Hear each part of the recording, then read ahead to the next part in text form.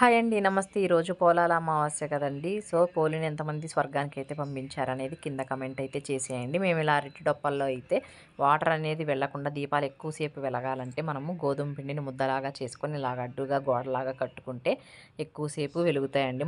మనకి వాటర్ దాంట్లోకి వెళ్ళకుండా. పోలి కథ ఎంతమందికి తెలుసనేది కమెంట్ కూడా చేసేయండి. మనకిక్కడ సిటీల్లో మనకి నదులైతే ఉండవు కాబట్టి మేము ఇలాగ బేషన్‌లోకి వాటర్ తీసుకొని ఇలాగ పోలినైతే మేము వదిలామండి వాటర్‌లోకి.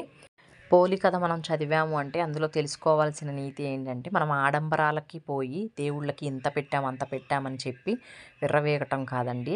మనము ఉన్న దాంట్లోనే మనం ఎంత సాటిస్ఫైగా, మనం ఎంత మనస్ఫూర్తిగా దేవుడికి మనము పూజ చేశాము అనే దానికే ఫలితం వస్తుంది అని చెప్పి దానికి మోరల్ అయితే ఉంటుంది కదా! నాకైతే ఆ స్టోరీ అయితే చాలా బాగా నచ్చిందండి. పొద్దున్నే లెగిసి మేము తులసమ్మకు పూజ చేసుకొని ఇలాగ పోలిని స్వర్గానికైతే పంపించేసాము. వీడియో నచ్చితే లైక్, షేర్ అండ్ సబ్స్క్రైబ్.